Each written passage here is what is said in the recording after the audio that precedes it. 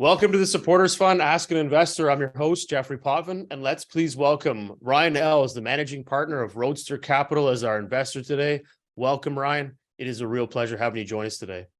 Hey, thank you for having me. It's great to have the opportunity to catch up with you and talk about a few things of interest to you and your listeners. Totally agree. And I'm pretty excited about the conversation because there's so many things in the venture world that we can dive into.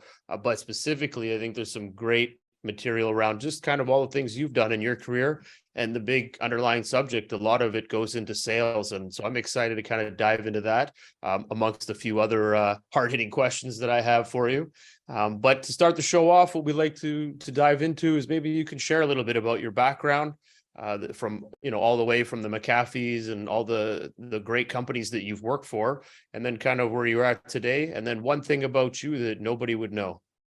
Okay, sure. So I think in the interest of time, I'll try and keep it short and I'll give it really high level. So let's see. So I started my career out early. I was probably 20 years old and I was an intern at Oracle in Redwood City, California. And I found myself working at Oracle upon graduation from undergrad, where I earned a Bachelor of Science in Marketing. And from there, I moved over to PeopleSoft and worked on the development of the e-business network. In both of those roles, I worked in sales and value-added resellers and channels businesses. And from there, I moved around and ended up working in network and application security for a company called Securify that was eventually acquired by Kroll O'Gara.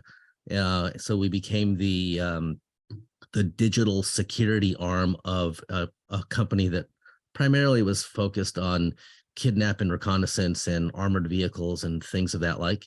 And eventually, through a lot of ups and downs during that transaction, we ended up eventually being acquired by McAfee.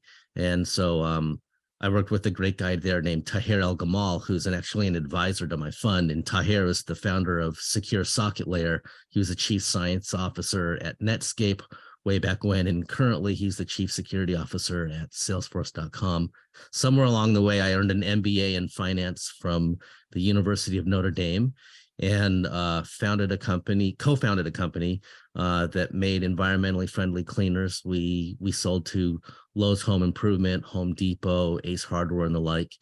Grew it to be kind of a nice sized company with a decent exit eventually, and then went to lead a global turnaround for Oregon Scientific, where I was the president of North and South America and reported to a CEO in Hong Kong.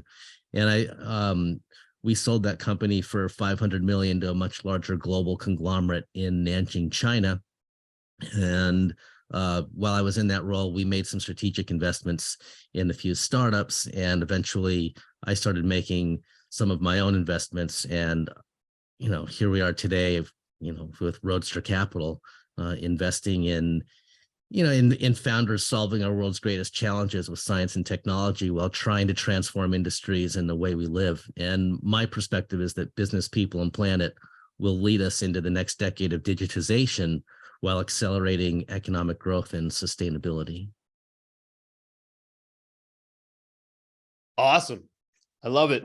It's a great background, and you've worked for some, not only for yourself, of course, and building out great companies, but at the same time, you've worked for some very large entities that have obviously still continue today to grow and be pillars in every community across North America. Yeah, it's been a really good mix of really large Fortune 500s and incredibly agile and fundamentally transformative startups. Agreed. Now, can I go back a little bit? Well, before I jump into that, one thing about you that nobody would know. Well, I'm not sure if this is recording for video or not, but in the background behind me in my office is a poster of The Hulk, a movie, a big Hollywood movie that Ang Lee directed. And so I was in that movie. And in fact, I've been in a number of movies over the years. I've been a member of the Screen Actors Guild for, I'd say, probably 18 years now. So I've worked on a number of films, primarily as a featured extra.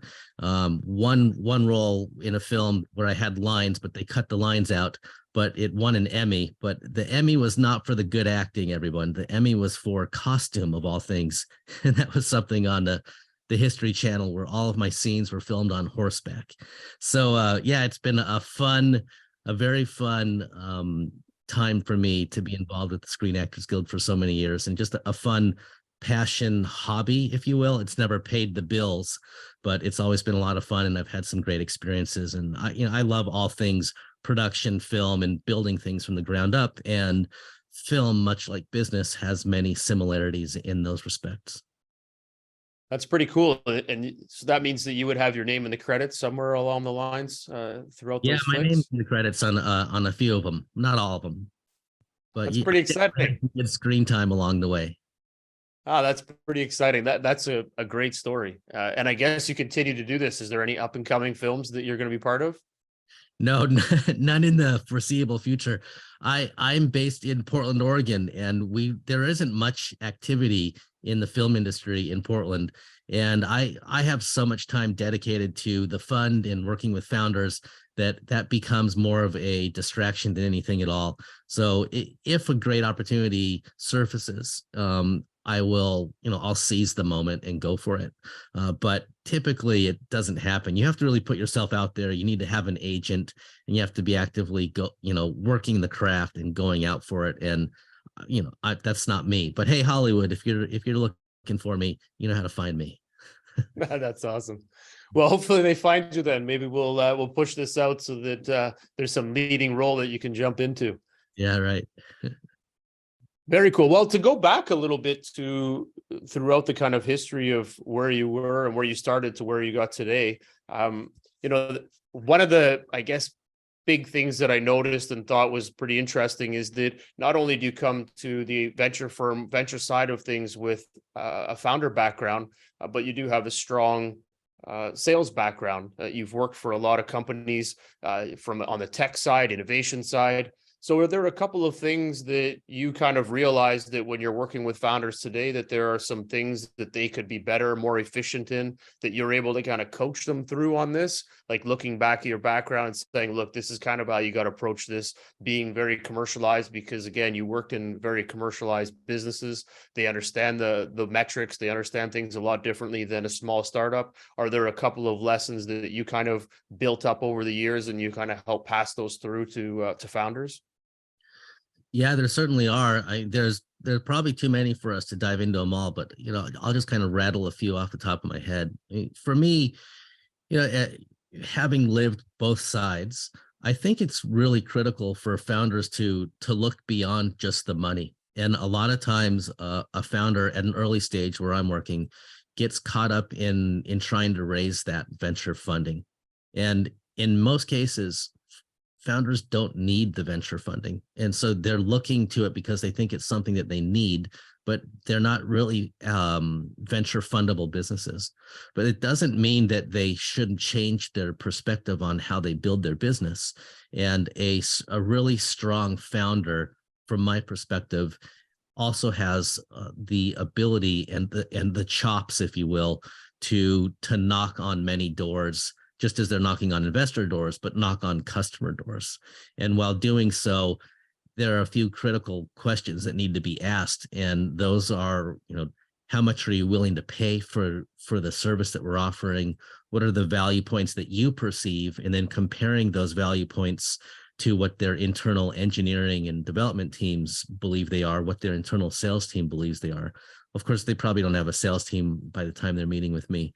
But you have to ask why, because if you continue to cold call and get someone on the phone, a buyer, and you sell them your bucket of goods and they tell you no, but they continue to take your calls, you need to eventually ask them, why are you saying no? And you have to have the ability to reflect upon what they tell you and adjust accordingly. So I think you have to definitely build a nice solid pipeline that aligns with what you think the company needs to do going forward. But at the same time, you have to listen to your customers and you have to work for your customers, because at the end of the day, it's your customers who are paying the bills that are allowing you to grow a business that adds value and changes, an entire market's outlook on, what options are available to them. So therefore, your customers are so critical. My first job a long time ago was selling shoes at Nordstrom's, which is a retailer here in North America based in Seattle. And one thing they always taught us was, when you bring a shoe out to a customer, bring them 3 shoes, give them options. And you might not end up selling them the shoe that they wanted because it might not fit right. But we have other things that we can offer them, and you should let them see that value. And in doing so, don't give them a hard sell on any of the items, but just let them know that we have options and we're thinking of you. And based on the brief discussion we had, these are 2 other options. And it actually works. It works best in women's shoes, more so than men's shoes. But it's a nice tactic to have. And if you have 3 SKUs, 3 offerings that you can bring forward into any meeting, it's good. Even if one of them is still in early development, it's nice to put it on a table and see if there's interest, because you do have to think about what will be next while you're selling what's hot today. Now that's an awesome point, and it's interesting because I recently had bought a pair of shoes, and I think back, I'm like, has anybody ever done that tactic? And I think back, it's probably been years since I've seen that, but I do agree that there's so much opportunity when a person has their eye set fast on one product, and because feet, or the way someone might walk or talk inside of this the shoes that they're looking for, their sports or whatever, they're asking the right questions, that they could come back out with something as an upsell, kind of like on a meal side, when somebody asks you, what is the best meal that I should order? And they always go to the most expensive dish instead of asking some questions to get more information that will allow you to deliver, here's 3 great meals that you should look at, versus go for this one and it's the $200 gold hamburger. So I think there's got to be some way to play with this, but asking the right questions are going to help you deliver those 3 great pair of shoes. Yeah, they definitely will. And it's nice to have a sense of humility in your approach. I mean, it pays dividends in the long run to just ask a question and sit back and listen. Agree with that. So now, when you were talking about putting together a pipeline, listen to the customers, and work for your customers, maybe to go maybe one step back, is there any tactics on how to get these customers, like what you're kind of recommending? We've talked to lots of different founders over the time, and they're always in this process of, I don't know what my beachhead is. I'm trying to figure out what vertical I'm going to fit in. So I'm trying all of these different things. And like, as you know, that takes time, and time takes money, and all of those things keep driving down before they actually funnel it into who's going to be their real buyer of their product. Are there certain criteria that you look for that you can help the founders with when you're breaking their product apart and saying, hey, go after this group, I can introduce you, these are the ones that are going to really enjoy your product? Is there a formula for this, or any way that you can describe as a best way or best practices? Yeah, there is, from my experience. I think the formula is, do not attempt to sell to the biggest fish in the room. Right. So you want your business to grow, and you want those marquee logos, big name customers that you can speak to other customers about. Because once you have the real big names, it makes it easier for everyone to say yes, because there's less related career risk, if you will. Right. But you cannot spend an exorbitant amount of time selling, name your big company, right? Say you're selling software, or say you're selling infrastructure software. Don't go after the US Air Force immediately, or don't go after Salesforce.com immediately. Don't go after Google immediately. Go after a smaller customer that will actually give you the time of day, a customer who has less bottlenecks in front of them as a buyer, someone who can either beta test your product sooner or become a paying customer sooner. And it typically is going to be a smaller size customer. The beauty of working with these smaller customers first is, it's okay if you break things. and because you'll have the ability to fix them and they'll let you. And if you go after the real big dogs or the big fish right out of the gate and it doesn't work, good luck getting back in the door. So you have to build a foundation and work out the kinks before you start selling to the biggest customers in the room. And it's sometimes challenging to convince yourself that that's the right approach, but it really works. Otherwise, you'll end up spinning your wheels for 6 months, 12 months. Your pipeline ends up being, 24 months trying to sell one customer that always tells you no. Meanwhile, you could have spent that 24 months selling into, a bucket of 20 smaller customers, and maybe you could have closed 2 of them. And it takes 1 customer to get 2, it takes 2 to get 3, and then it takes 3 to get to 5, 10, 15 and up. And so it's better to take those smaller steps and have the ability to work with people who are more engaged and will give you more valuable feedback initially that will help you understand, the questions and the needs of your target buyer, so that when you do go to a much larger organization, you're not trying to sell to the CTO of a business. You're actually able to find out who reports up to that CTO within that organization. And, if you take a bottoms up approach, as many of today's software companies are doing, you can start to, put your product into, areas like GitHub and let users experience the product and use it and talk it up amongst their different networks to where it bubbles into organizations that aren't even top of mind to you. And then you start they start reaching out to you because whatever they're using that you're developing is working great. A company that I've invested in that's doing a really good job at that is called Occam.io. And they spend a significant amount of time in GitHub in building repositories and working with developers in a developer first approach. And it's working. They're now doing business with, companies like Bosch, where they had no initial contacts. And so it's a good approach for software companies. And it makes a lot of sense to start looking after the companies that are trying to compete with the big dogs or the big players. So if you're going after those mid-tier or even smaller players, they're going to give you that time and focus, which enables you to work through the bugs or work through some of the potential issues. You might find the product isn't even a fit anymore in that space, so you might have to pivot or you might have to make a change, but at least that insight is going to be valuable to help you coach you through that next phase of the business before you start going after and spinning your wheels on the bigger players. Yeah, I believe that's really important, that you believe that is the case, because at the end of the day, it is. And you also have to tell yourself that after 4 or 5 calls, you need to put these people into a different classification of hot versus, not hot. And you got to circle back to them later on. Stop knocking on that door, over and over again. Just keep moving forward. Once you get a big hit, and then go back and knock on those doors again, and then talk to them about the success. Once they start to hear about the success, then they're going to be more interested in wanting to give you the time of day.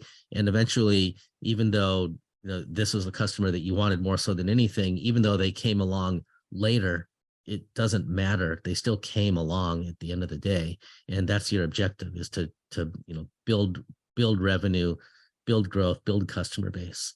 So.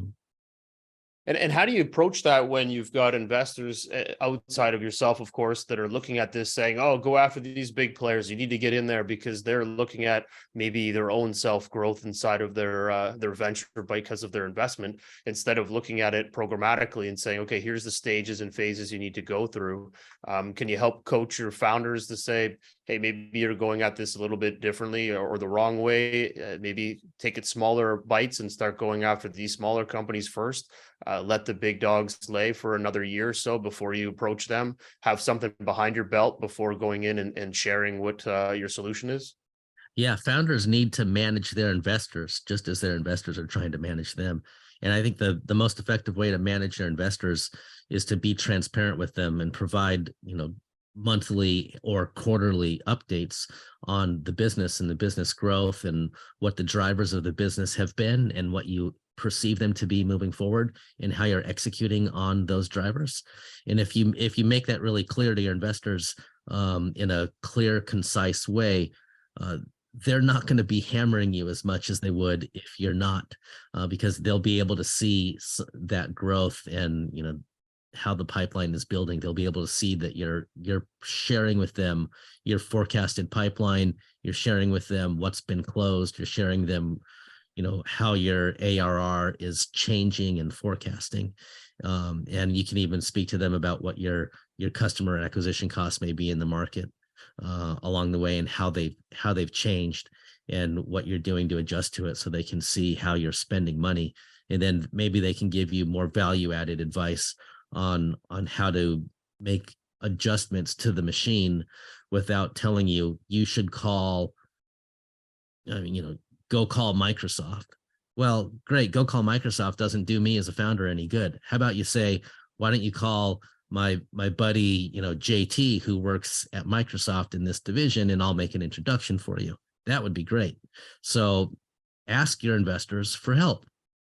Be really blunt about it and say, you know, this is what we're up against. This is how we've been growing. This is where we've won. This is where we've failed. This is a customer we thought we had, and this is how we lost them. And we are interested in approaching, you know, these three names. Do you have anyone within your network that could make a valuable introduction to us? It's a simple ask. And if you don't ask, people aren't going to give you what you need. So you have to be okay with just letting them know that you need help too. I love it. And I think that the win and fail column is going to be super helpful again for everybody to kind of stay on the same page, but also to line up to where they can find other wins. People are smart enough, investors are smart enough, they can start to read through that and understand, okay, maybe I need to go in this direction and not make these intros into this side. This is the vertical you're going after, or the areas that you're focusing on. So it's, I think that's pretty valuable. Now, taking that same kind of approach, when you were working in your own business and building up these different lines and verticals, tech has changed dramatically over the last 5 years versus the last 20 years. Are you finding that founders are more enabled because of the amount of tech that's out there to help them support sales? Or do you find that there's just too much out there and it was simpler when you were selling through and getting in front of all the big groups that you needed to? You know, I guess it just depends on how you use the tech. And it's like anything. How do you manage your time? How do you use the tools that are in front of you? You don't need to have every single shiny tool that is presented to you in order to implement a successful process. So yeah, the tech is good. LinkedIn is an interesting space. It's become, from my perspective, too much like Facebook. You know, people are sharing way too many things on there. And the one thing I really hate about Facebook is every time I accept a new LinkedIn request, and I get so many of them every day, that person automatically falls into my line of sight on LinkedIn. So I think you automatically follow people when you accept their link. I don't want to automatically follow everybody because it's just too much noise, right? So I have to go back one by one and unfollow when I accept these requests. I think it's better to use LinkedIn as a place for business. And if you want to communicate effectively, you know, become an author on LinkedIn and write things on LinkedIn. Posting things, you know, sporadically throughout the day, what it tells me is that you're not focused on building your business. You're sidetracked, and you know, you're like a lot of these venture investors, and you're on Twitter all day long, and you're not actually like reviewing deals, talking to founders, doing the hard work, and rolling up your sleeves and helping them with their most critical issues that are at hand. You're more interested in gaining followers, or you know, sending out something about Elon Musk, who you'll never meet, and you know, criticizing him, when in fact what you ought to be doing is just picking up the phone and saying, how you doing today, founder X? How can I help? And there's not enough of that that goes on. So I think founders, just the same way, should be picking up the phone to the rest of their team and saying, how's it going today? How can I help? Where can I be of value? What do we need what do we need to do? How can we adjust? Where have we won? And how can we repeat that process?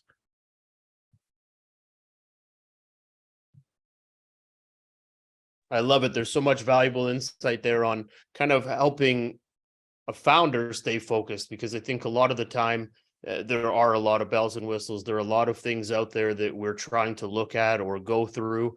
And your real key focus is, how do I commercialize my business? How do I set up the sales funnel? How do I move this business to the next stage, the next layer, so that I can go and get venture or whatever that next phase is for your business, but staying hyper focused. And there is a lot of noise out there, as you mentioned, and we might spend too much time doing the wrong things, which aren't really proof points into why our business is doing well. I'm pretty sure I haven't heard anybody say that I have 30,000 LinkedIn followers. That's why my business is doing really well. So I'm guessing that it's not a KPI that anybody can use.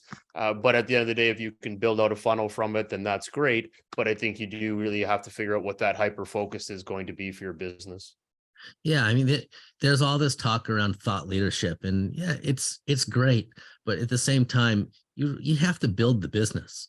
So, and some people aren't great writers. So some people get forced into writing and posting things, and what they end up doing inevitably is they post too often, and they post things that aren't necessarily relevant to the true mission or objective of the company or what they are as a founder. And it becomes a distraction. Agreed. Now, to take kind of that distraction side and taking this into a different layer, you mentioned that you have to look beyond the money. Can you describe a bit more what you mean by looking beyond the money? And I know you kind of referenced it to maybe you're not venture investable, and sometimes as a founder, as you're working through these funnels and it's really early on and you're having discussions with other angels and VCs to invest, and you're trying to figure out who you want to be or the lane you want to take. What does it mean by looking beyond the money, and what is that? How does that shape up for a founder in the future?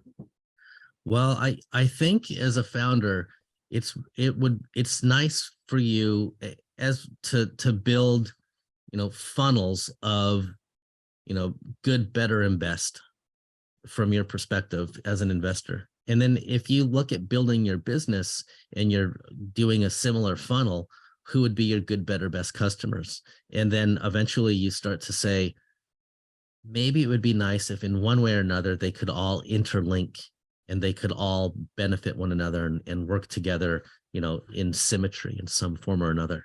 And when you look at venture funds, I think it's important to look at the portfolio companies that they have backed in the past, because you're going to become a part of that family, if you will. And I say family because, family has been a big part of my life, and I believe in family and support systems.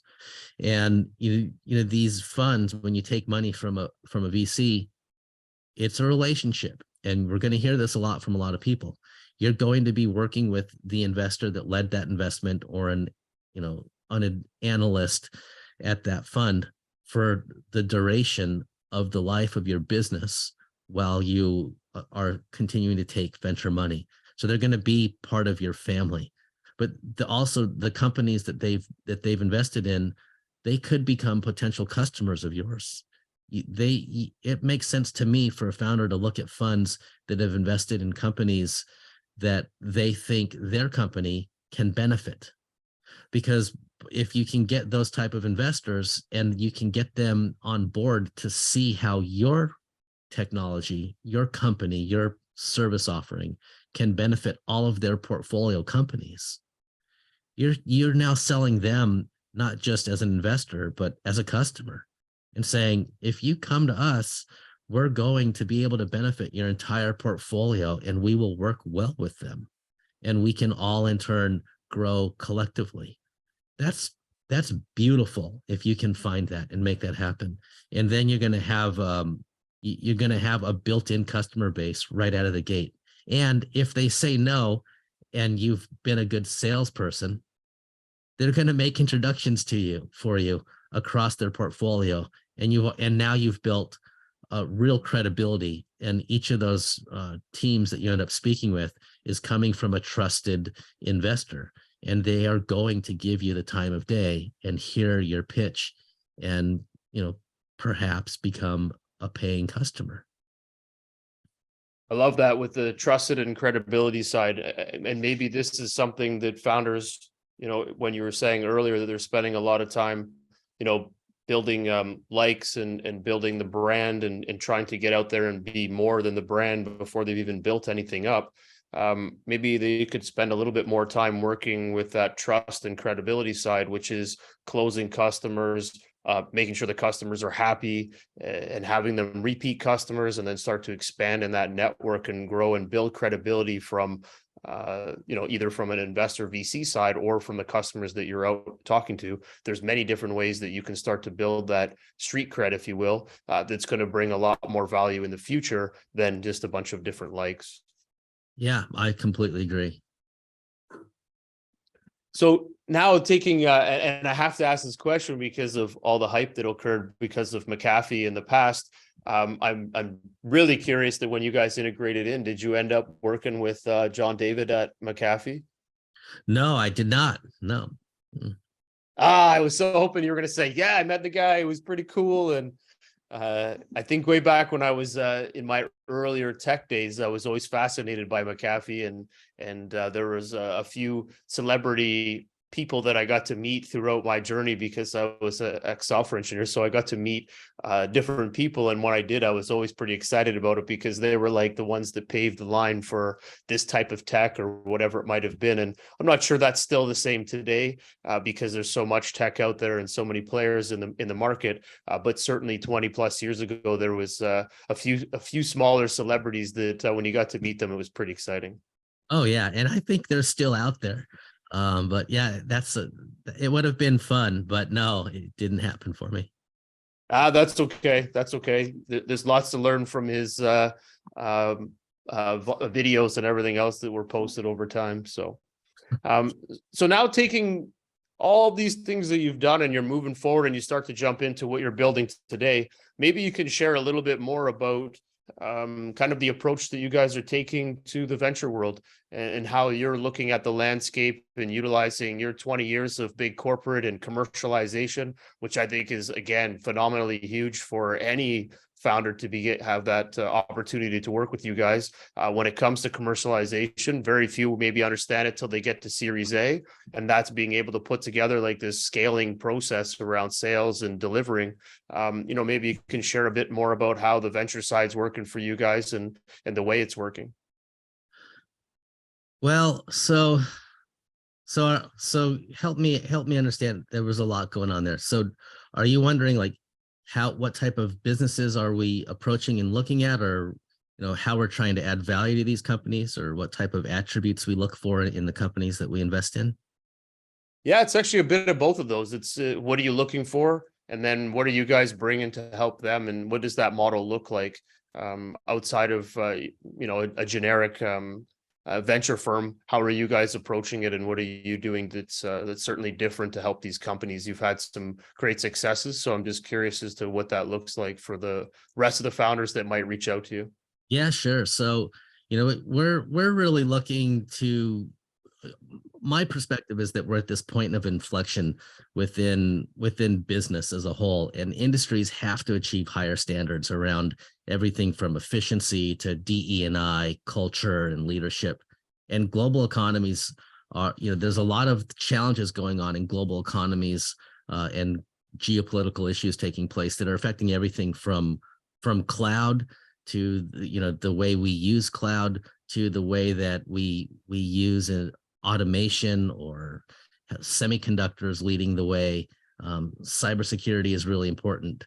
We're looking at AI, robots, automation, and semiconductors and cybersecurity, things that can really, companies that have the ability to target industries that are adapting to a digitized world, I think is the best way to really put it.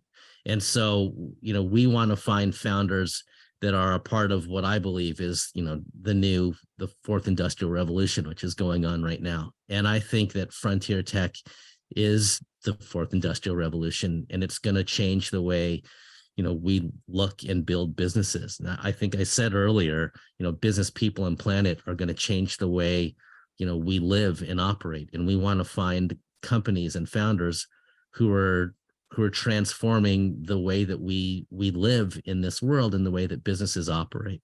So we want to find, rapid acceleration and growth and sustainability in this next decade of digitization. And we think that companies in AI, robotics, automation, semiconductors and cybersecurity are going to really lead the way. I love it. And to the point of the areas of interest, and to your point about business people are going to lead the generation or lead this forward over the next decade.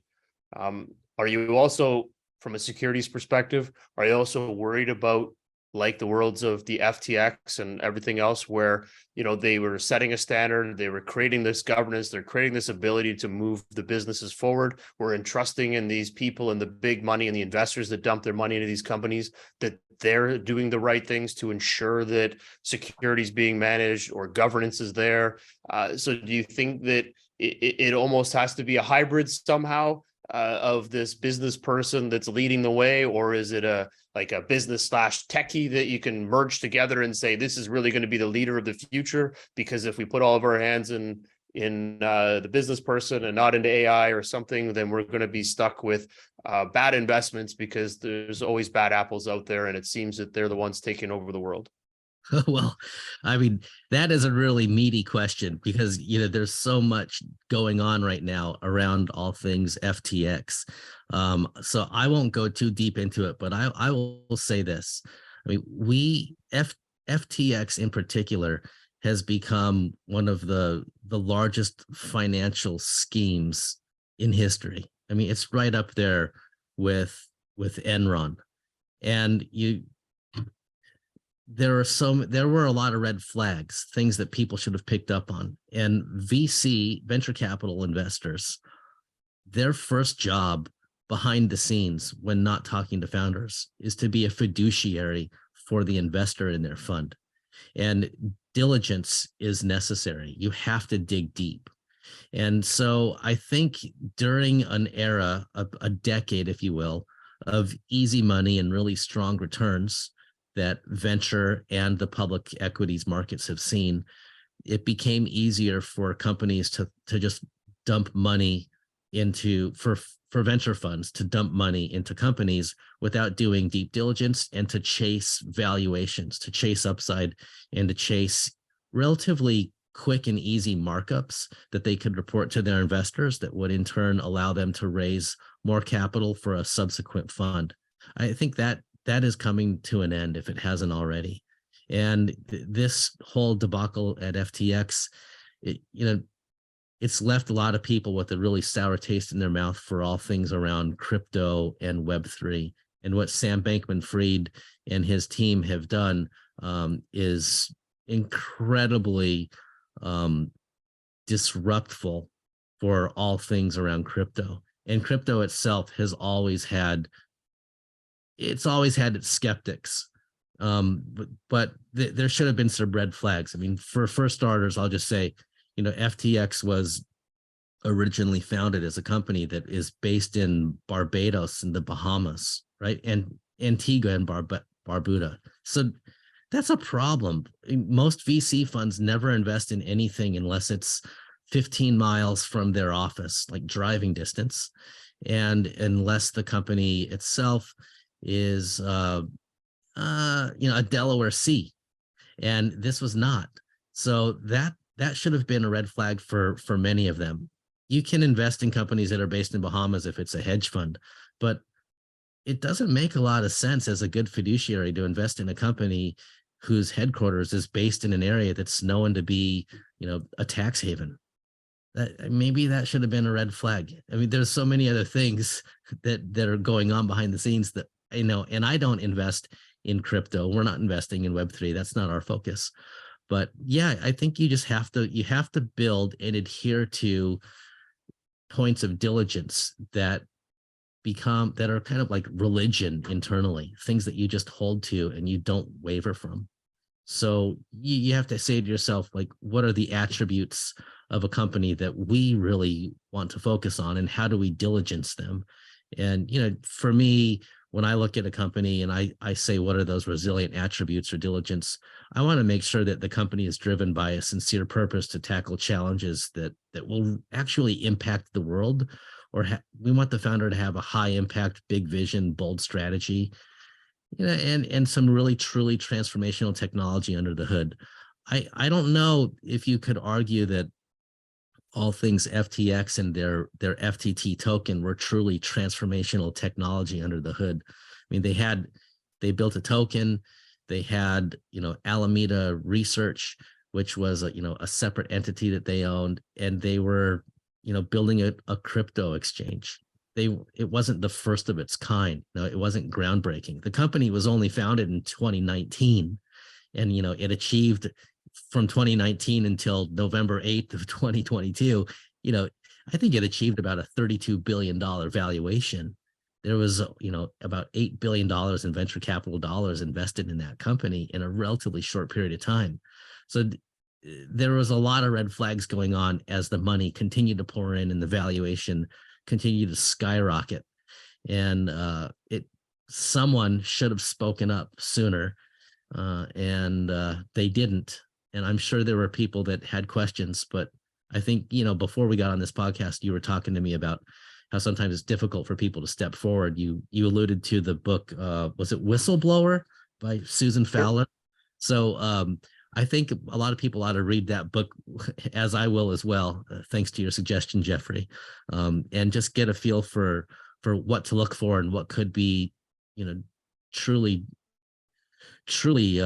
disruptive to an organization's ability to grow, and will completely break all values around trust with your investors.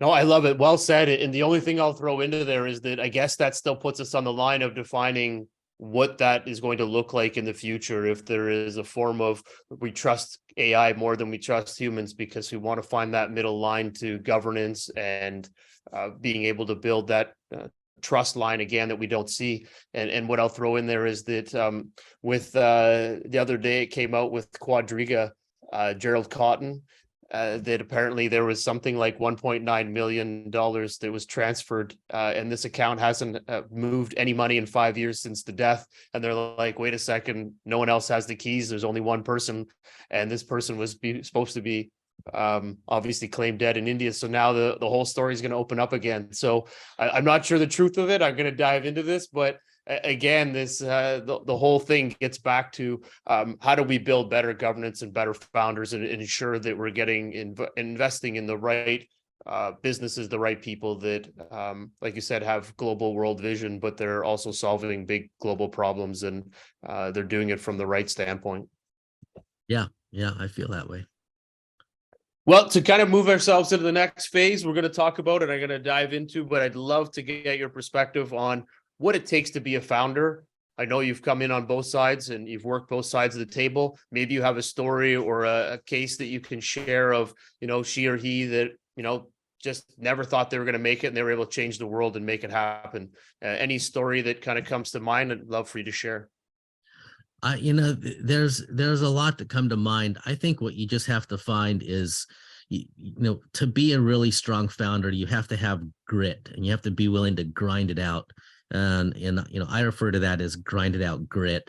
And you have to be willing to dare to ask why. And you should have a clear vision as to how what you're working on will unlock like the inherent power of industry specific data rich environments. How are you going to solve a real problem or a bottleneck for customers to help them save, spend, plan, and grow efficiently? If you can do those things, and you can get a team around you that believes in your vision of what you're attempting to do, your business will succeed. If you can get past the fourth or fifth year of that business from inception, the likelihood of you getting to the 10th and 12th year is far greater than if you didn't get there. and finding companies that are, and founders and teams that are resilient and can push through the ups and downs of growing a business is difficult to do. But when you find them, you'll often find that those individuals are able to make that a repeatable process. And somewhere along the line, they may have failed. And that's actually a really good thing, because those founders who have failed along the way and have tried it more than once, they have told you without telling you that they have the aptitude to reflect, pivot, and scale. And finding people who can do that is a good thing you ought to look for when doing diligence. And sometimes a first-time founder doesn't always make sense. Sometimes it's better off that you're with a founder who was part of a founding team or an early employee at a company that scaled and did well over time and learned and grew with that team. And now they're able to build and define a new process and develop something completely unique in the art that will, change an industry, change a process, and possibly become a really great investment for a venture investor. I love it. Well shared. All right, we're going to jump into the rapid fire questions now. We'll start with the business side. Ready to roll? Sure, let's do it. All right, pick one or the other. Obviously, coming in from a venture investor, choose which one works best for you. Founder or co-founder? Founder. Unicorn or a 4-year 10x exit? Unicorn. Tech or CPG? Did you say tech or CPG? Correct. Tech. NFT or Web 3.0? Web 3.0. AI or blockchain? AI all the way. First time founder or second, third time founder? Second, third time founder. First money in or Series A? First money in. Angel or VC? VC. Board seat or observer? Observer. Board seats take up too much time. Safe or convertible note? I always prefer a safe over a convertible note. Lead or follow? Follow. Equity or interest payment? Equity. Favorite part of investing? Favorite part of investing, getting to know people. Number of companies invested per year? It depends on fund size. For me, it's probably 5. Perfect. Preferred term? Any preferred terms? No, not off the top of my head. You mentioned verticals of focus. Maybe just reiterate. Yeah, sure. So AI, robotics, quantum. I've got a great investment in a company called Quantum Computing that has become a $3.5 billion unicorn. I like a lot of the hard tech. I like hardware as a service. Not afraid of it. Love it. 2 qualities a startup needs in order to stand out to you. They need a strong and compelling pitch deck that gets the message across to me real quick, because I see so many of them. It needs to really jump off of the page. Don't spend too much time and money building that deck, but make sure that there's a lot of meat in there. We want to see unit economics. Perfect. All right, personal side. Book or movie? Movie, brother. I'm in the movies. That's right. Superman or Batman? Superman. There have been too many bad Batmans. Restaurant or picnic? Restaurant. 5 minutes with Bezos or Oprah? Oprah, so I can cry. All right. Mountain or beach? Beach. Bike or run? Bike. Big Mac or Chicken McNuggets? Big Mac. Trophy or money? Trophy or money? Money. Beer or wine? Wine. Camera or mobile phone? Camera.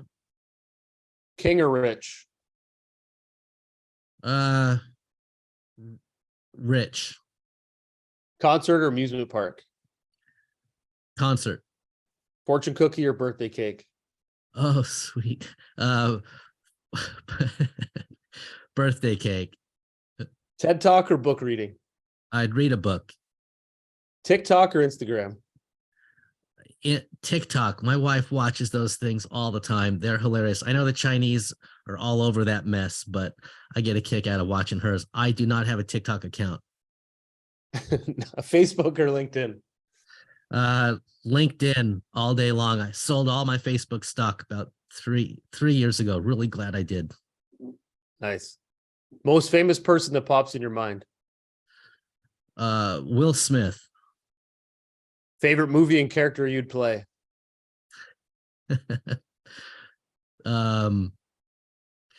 Favorite movie and character I'd play. Well, I think I don't necessarily have a favorite movie. I'd say, how about I say favorite movie I've worked on. My favorite movie I ever worked on was Smoking Aces. Oh, that's a great flick. Yeah, that's a great one. And the second favorite was Pursuit of Happiness with Will Smith, who came to mind. Ah, that's very cool. Both great. Favorite book? Good to Great. That's a good one.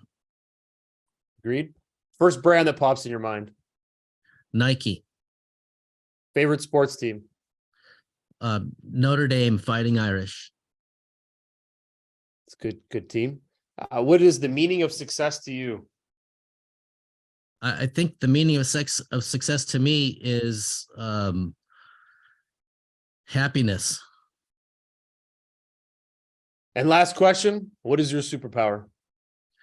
My superpower is connecting people. I love it. Well, I'll also add into your superpowers. I also think you're pretty good at explaining things and walking people through the scenarios and where you're going. So I think there's that probably is just a form of communication, of course, but I think you did a great job. So appreciative today and your time, Ryan. Brilliant. Lots of great things you shared. And I think a lot of people are going to learn a lot of intrinsic things around how the startup should function, how they should tackle the market, and how to build a sales team and be effective. So I want to appreciate again all your time and thank you very much for joining us. And the way we like to end our show is we like to give you the last word. Anything you want to share to investors or startups, I turn it over to you. But again, thank you for all your time. Yeah, thank you for your time, Jeffrey. I would say to any founder out there who's interested in Roadster Capital and our fund, have a look at our website. It's roadstercapital.com. And if you have a pitch that you'd like to send over, send it to fastpitch@roadstercapital.com. And I guarantee you we'll take a look at it and we will get back to you in short order. I love it. I didn't even need to ask, but bang on. That was perfect. Brilliant. Love it. Thank you very much, Ryan. You got it. Thanks for your time. I really appreciate it. Okay, that was again, lots of great insight from Ryan. You know, I loved how he shared grind it out and grit, what he's looking for, dare to ask why. You know, don't sell to the biggest fish in the room, sell to the smaller players, bring them up, have some meat on the bone before you go to these larger entities and try to sell them in. You'll sell them faster once you solve the problem down below. And I think to all of his points, really focus on the pipeline, figure out the problem that you're solving. And I think it all comes down to is if you're saving people time, effort, and money, or making people money, then that problem is one to solve, and you can get behind that and commercialize it. You know, you're going to be off to the races. So I think with everything that Ryan shared, certainly a lot of opportunities for early stage companies to really build in and hone in on that sales process and build up. And really awesome conversation. So Roadster Capital, you know where to find them. He provided that info. And I want to thank everybody for joining us today. If you have If you've enjoyed this conversation, please feel free to share with your friends or subscribe to our YouTube channel. Follow us on Spotify, Apple Podcasts, and or Stitcher. Feel free to share an audio or video clip around the show. We may include it in one of our future podcasts. Find us at marketing@openpeoplenetwork.com. Your support and comments truly are appreciated. You can also check us out at supportersfund.com, or for startup events, visit openpeoplenetwork.com. Thank you and have a fantastic day.